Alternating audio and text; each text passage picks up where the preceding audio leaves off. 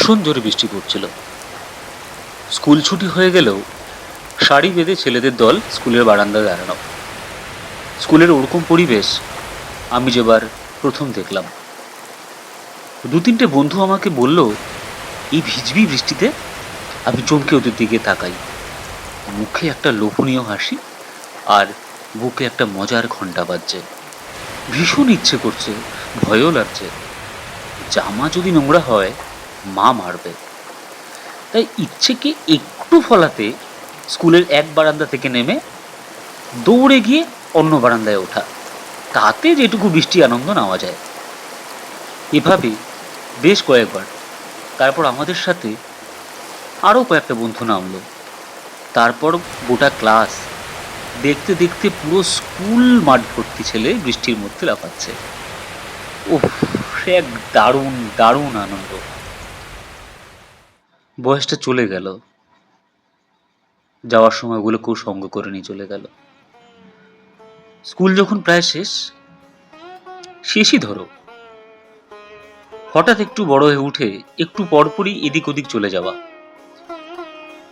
তিনজন মিলে একটা সিগারেট কাউন্টার। সে কত দূরে যেতে হতো একটা সিগারেট খাওয়ার জন্য। তার মধ্যে একটা ভালো লাগা ছিল, একটা উত্তেজনা ছিল। এই তো আর একটু পরে সিগারেটটা ধরাবো। উফ, হেবি একটা মজা। কত দেখেছি হাত ধরে ঘুরে বেড়াচ্ছে কত কত ভালোবাসা।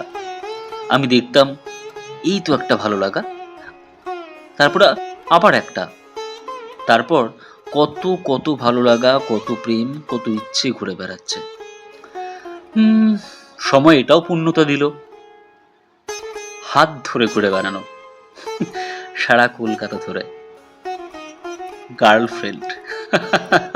বেশ ভালো লাগতো বলতে তখন। যা হয়, সময়টা চলে গেল, সাথে তাকে সঙ্গে করে নিয়ে। এমন বহু বহু ভালো লাগার মুহূর্ত এসেছে চলে যাবে বলেই এসেছিল। বন্ধু বান্ধব একসাথে গলা ছেড়ে গান করা, দুর্গাপুজোর দিন গোনা, প্রপোজের উত্তরের অপেক্ষা, আরো কত কত কি। এরই মধ্যে আসলে তুমি, চলে গেলে তবু আমি যেন তোমাতেই রয়ে গেলাম। আজ একটা চুপচাপ সময়ে ব্যালকনিতে দাঁড়িয়ে সিগারেটের ধোঁয়ায় বা চায়ের কাপ সব সব মনে করায়। আজ আবার এই একা একা সময় কাটাতে ভীষণ ভালো লাগে। আর এও জানি এই ভালো লাগাগুলোও একদিন চলে যাবে আমাকে নিয়ে।